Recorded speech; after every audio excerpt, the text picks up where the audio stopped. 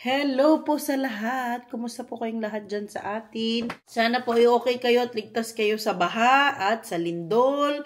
Ako, mag-iingat po tayo dyan sa atin. Ang daming disaster na nangyayari ngayon. So, stay safe po kayo. At dahil nahatid ko na mga bata sa school at mamaya pa ang work natin, meron lang kaming activity today sa school. Yun lang. Punta lang kami doon, may activity, pero ano pa naman yun, no? Mamaya pa namang hapon. May isi-share ako sa inyo na napakalaking pagkakamali ko na nagawa kahapon. Kita nyo yan? Ito ang pacifier ni Kenneth. Kita nyo, putol. Kasi pinutol ko na. Konting-konti na lang yung nakadikit dito kasi kinagat ni Kenneth. Dalawa ito. Yung una may Mickey Mouse dito, tapos ito may Minnie Mouse. Ayan siya.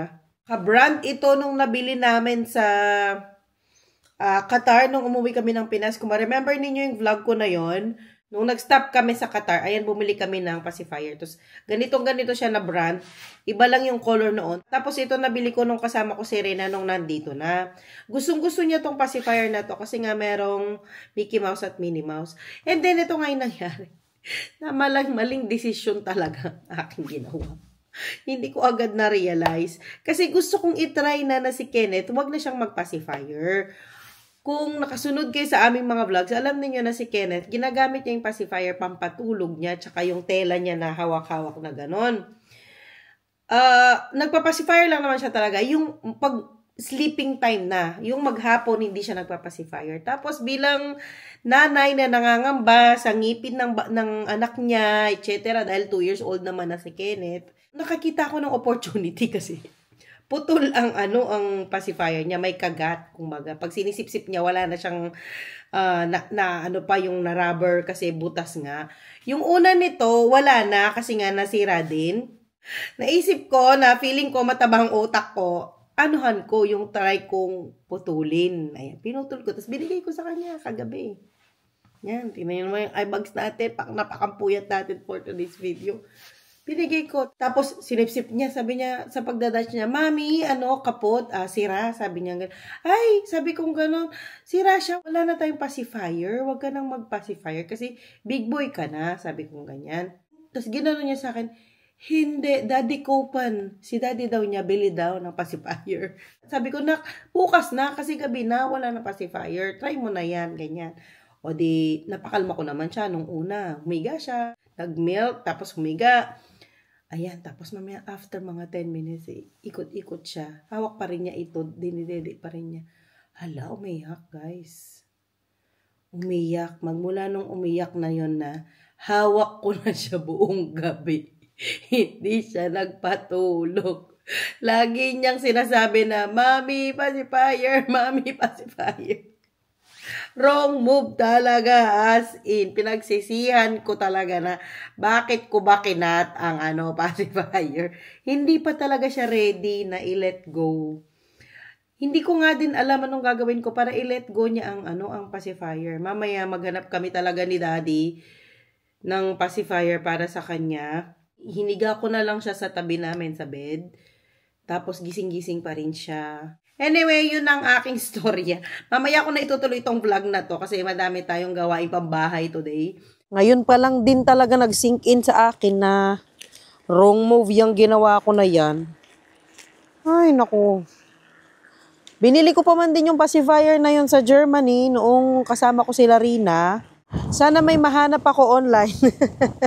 Sana lang talaga. Sinipon na tayo no kasi pabago-bago na ang weather ulit. Malamig na naman for few days, 'di ba? Sobrang foggy. Tapos kahapon yung vlog ko kahapon, napaka ganda ng weather. Kaya yan, lagi pa man din ako naglalakad sa labas ngayon. Kasi nga na tayo, trabaho na tayo sa site, kumbaga, sa school rather. Kailangan ko nang idoble talaga ang aking vitamin C ulit. Vitamin D, lagi ko naman yung tinitik, no? Naghihintay na tayo ng bus. Nung oras ba ng bus ko, bakit wala pa? Wrong move talaga. Hindi talaga siya natulog, namuyat talaga siya, puyat na puyat ako kagabi. As in, Every gising siya. Wrong move talaga.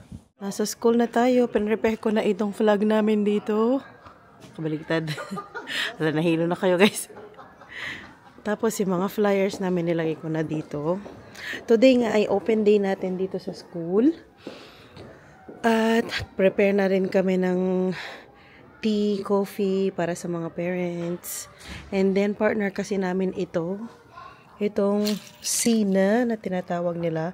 Daycare to dito.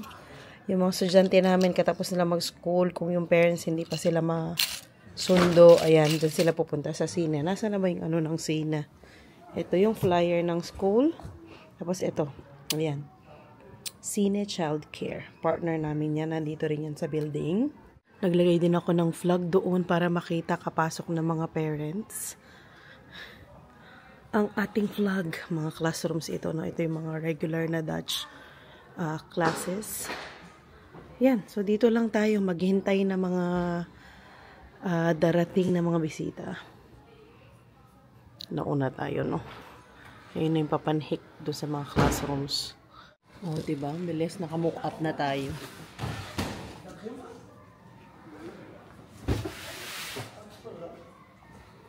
May klase na tayo actually. May klase na tayo. May klase pa yung mga bata actually.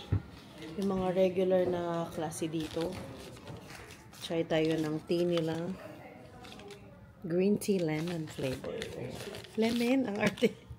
Bubisitin na naman ako na mahindayin yan. Peppa Pig. Buisit talaga. Baby dog. Buisit talaga yun. Kung pikon ka talaga, wala talagang mangyayari sa buhay mo. Hindi ka pwedeng sumali talaga sa namin. Excuse me, sa grupo namin, kung pikon ka talaga.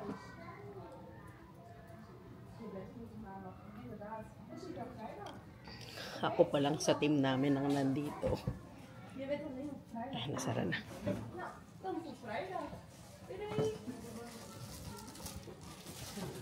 Hi. Wala pa tayong guys. Dumarating na parents.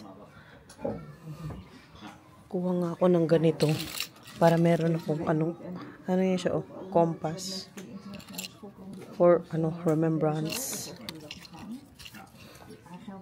Ito Lego. Akala ko nung una totoo talaga. Pero Lego lang siya, no? Galing. Tahimik pa. Kasi may pa tayo, no? Anong oras pa lang? 2:37 pa lang. 3 o'clock pa tayo mag-i-start. Actually, 2 kami pinapapunta. Pero 3 o'clock pa talaga yung open house, kung baga. Binigyan ako ng upuan, guys. Tingnan nyo naman, napakataas. Grabe. Hindi ako masyado. Pag umupo ako, para na akong giraffe. Hindi ko to gamitin, no? Masyadong mataas. Binigyan kami ng lalagyan ng pangalan namin. Gawin ko na yung sa mga kasama ko. Pero before yan, may nakita akong pang display dito sa gilid. Gamitin ko. Sayang, ang ganda ng vase. Ay, mapangit siya. Sobra. Sayang lang ang vase. Balik ko. I was conducting almost 3-4 months in an email. So we got the information we can reach here today and we can talk in detail. Yes, the head of the school is upstairs. Can you please take your seat there and I'm going to call her. Sure. Now, thank you. Ayun ang unang parent natin, guys. Na-stress ang lola niyo. Hindi pa niya natapos yung tea niya. Hindi pa ready ang English ko. Nabulol-bulol pa tayo. Lagay ako ng name ko dito. Nakalimutan ko pa sabihin kung ano yung title ko sa school. I mean, yung trabaho ko sa school. Lagay ko na lang dito. Nagawa na natin. Tinawag ko na yung principal para i-meet niya yung mga dumating. Ayan na yung school head namin. Kausap niya na yung kinausap ko kanina. May sofa kasi kami dito, maliit lang, ayan. So, pwede dyan. Dito lang yung entrance nila, kumbaga. Sabi ko kay Daddy, sunduin niya ako mamaya para hindi na ako mag-commute. Kasi dalawa nga yung bus ko papunta dito. Total, uwi din naman siyang around 6. Ayan, para makabili din kami ng pacifier. Baka hindi na naman magpatulog ang Ken mamaya. Stress na naman tayo. At mapuyat na naman tayo. Eye bags natin. Mga 5 kilo na, no?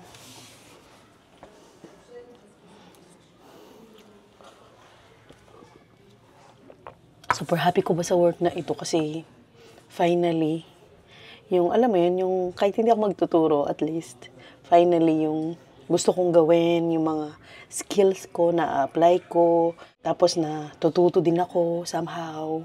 Pag kagising ko, excited ako kung ano yung gagawin ko for the day, excited ako kung ano yung masishare ko sa team for the day, excited ako sa mga ma-achieve ko na gagawin for the day, yung mga ma-achieve ko na meeting. Tapos very flexible talaga ang trabaho, kagaya dun sa last kong vlog, diba? Kasama ko ang mga Inday.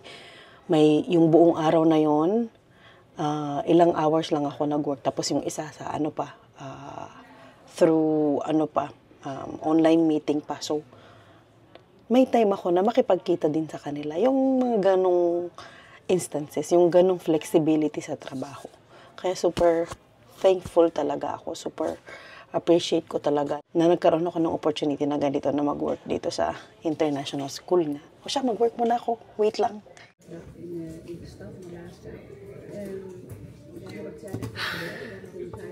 Kabisi guys. Break namin. Pangatlong tiko na to. Guys, tapos na tayo. 5:30 na ng hapon. Wala nang parents na dumating. Grabe kabisi kanina guys. Grabe kadaming parents ang pumunta. Naubos ang English ko. Oh my God. Pati ang Dutch ko, ubos na. Kunin ko lang yung mga flyers. Wala na mga parents. Yung school head, meron pang isang tinutour. Kasi kapag ganito, bawat family, tinutour pa namin sa sa buong classrooms and offices namin.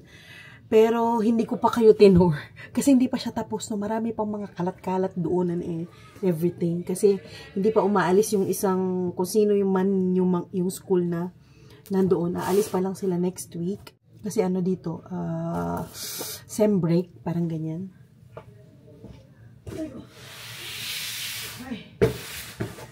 Ibalik ko muna itong mga flyers. Kasi meron pa kami mga dating flyers. Baka magamit pa namin ito soon. I'm not sure. Pero ilagay ko muna dyan. Ipanhik ko siguro kasi nandun yung office ng principal. Hindi ko pa napakita din ang office ko kasi magulo pa guys talaga as in. Wala pa may mga tables na doon pero yung mga gamit pa ng kung sinong gumagamit ngayon doon. Kasi yung mga nandito ngayon sa taas, mga estudyante na galing sila dun sa nasunugan na school. So, nasunog yung school nila, dito sila parang nagstay muna for temporarily. Ay, natapos din guys. Nandito ako sa McDonald's. Kasi malapit itong McDonald's na ito sa school. Mga 10 minutes walk siguro.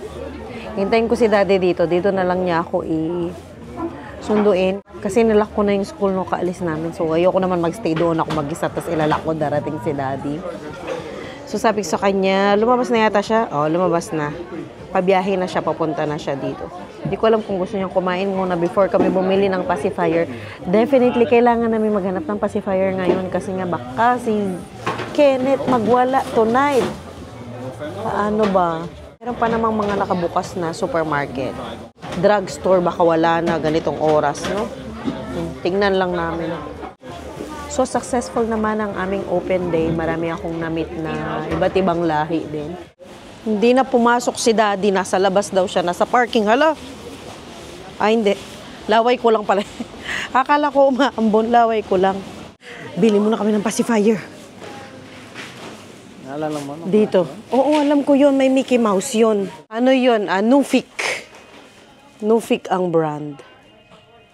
Nakakagat niya kasi yan. Oh, ay, wala, Dad. Yun ang gusto niya. Ganito yung ano niya, extra, kaya lang ayaw niya. Saan ba nabili? Saan ba nabili? Magandang tanong, saan daw nabili? Sa Germany. Kasi nung kasama ko si Larina, doon ko yun binili. Saan ba yung binili mo? Dalawa, pero na, ano na, sira na yung dalawa. Shucks. Wala. Try kaya natin to. Mag-try tayo ng ano. Ito ba yung sa ngayon niya? Alin? Oo, ganyan yung ngayon niya. Ito yung event na ito. Ito, oh. Ganyan. Pero ayaw niya. Yung extra ko ayaw niya. Ito, try natin, Dad. No, let's try this one. Dental shrooms. Ito, try namin. Baka magustuhan niya. Nakita ko ito. Palabas na lang kami. Grabe, kalaki niya, oh. Oh, guys, ang laki. Ang mahal ng mga gabi dito. Parang gabi siya. Parang gabi naman na to. Gabi. Alocasia. Tama, alocasia tong mga to, di ba? Wow, taas, oh. At, mukha siyang peke, no? Peke ba to? Ay, hindi. Ano siya? Totoo siya. Ang kanyang presyo, 65 euro. Wow, ang ganda. Ang ganda, Dad. Maganda siya, Dad. Tara na. Oh, tara na. Walang kaabog-abog, eh.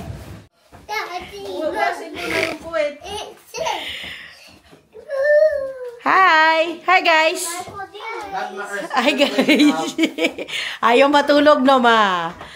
Ang Kenneth, ayaw niya talagang matulog kasi baka daw pag pumikit siya, kagising niya, wala na si Oma. Ken, cake! New Spain! See? Spain? New Spain? What is it? Ang alin? Copen. Copen.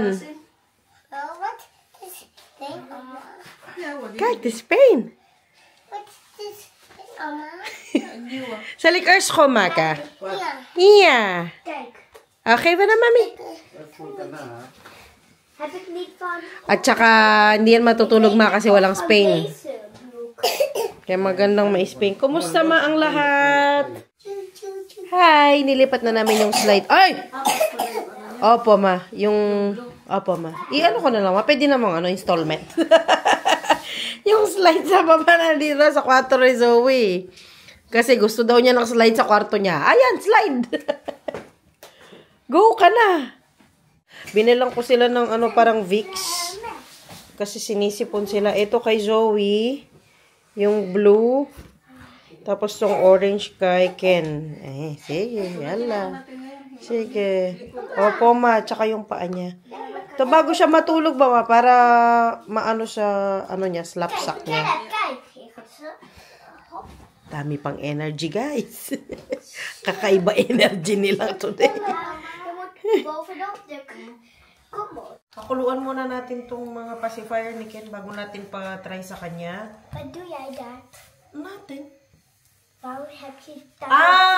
That is for the pacifier ni Ken.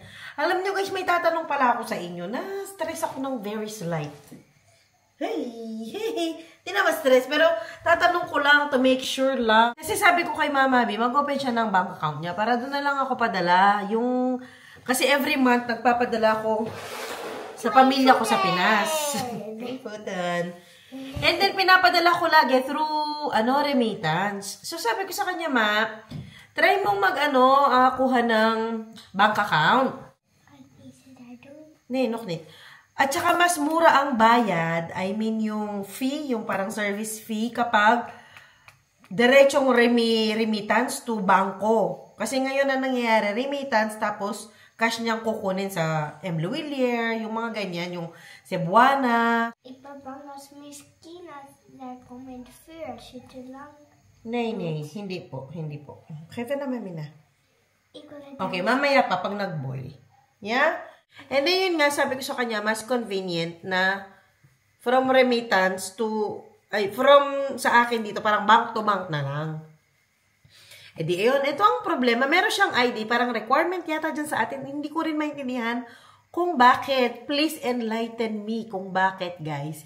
Hindi ko talaga siya maintindihan. Ang requirements, 2 ID, so hindi niya kailangan problemahin yun. Tapos, 1 or 2, I'm not sure, correct me if I'm wrong, na resibo ng tubig or resibo ng electricity. Yung ganyan. So, na nakapangalan kay mama. Kasi yung bahay namin doon, yung matandang bahay, nakapangalan pa yun sa, I'm not sure, tatay or tito ni tatang. Tapos, yung water din, nakapangalan sa, hindi ko alam, sa lola ko or lolo. Siyempre, wala na yung mga yun. So, hindi na nila pinalitan yun kung kanino nakapangalan dun sa resibo pag magbabayad ka ng tubig at saka magbabayad ka ng kuryente. So, walang nakapangalan kay mama be na resibo ng tubig o resibo ng kuryente, resibo ng wifi or whatever. Walang nakapangalan sa kanya. So, kailangan daw talaga yun para mag-open ng bank account. Mag-open ka ng bank account mo. O, yung ID, of course, kailangan yan. Bakit kailangan may resibo ng tubig or resibo ng kuryente na sa'yo nakapangalan bilang kukuha ng bank account? Ang naisip ko, kung kailangan nila ng address, nandun naman mostly sa ID yung address. Kung kailangan naman nila ng proof saan nakatira yung kukuha ng bank account, pwede naman magbigay siguro ng barangay ID. Hindi ko talaga siya gets. Bakit kailangan? Titignan ba nila yung magkano binabayad mo sa tubig at magkano ang binabayad mo sa kuryente? Yun ba yun? Para makita na pag kumuha ka ng bank account, may ipapasok ka? Minsan naman, actually, lagi, nung maliliit pa kami, lagi namang nanguutang si Mama Abi para mabayaran niya yung kuryente tsaka tubig. Hindi, wala pa kaming linya ng tubig noon kasi nagbobomba pa kami. Yung bayad sa kuryente, most of the time, inuutang lang ni Mama B noon. So, palagay ko, hindi naman masyadong reliable kung magkano yung amount na nababayad mo. Hindi ko rin gets. Katunayan na doon siya nakatira sa lugar na yon. Hindi ko maintindihan, guys. Please explain. Hindi ko talaga alam. Please do comment down below po kung ano talaga ang logic. Ano ang dahilan kung bakit kailangan ng mga resibo na yan. Kasi dito, for example, kailangan mo lang nung yung parang service number mo, yung parang SSS, ganyan. SSS ba tayo doon? BSN number, yung government number mo, parang ganyan. Yun lang yung kailangan. Tapos ID. Yun na, wala namang resibo. Hindi ko gets talaga, guys. Please do comment down below. Anyway, mahaba na itong litanya ko. Maraming salamat po sa panonood. Matulog na yan ito, ha? Matulog na, ha? Bye, guys. Thank you for watching. Bye. Bye.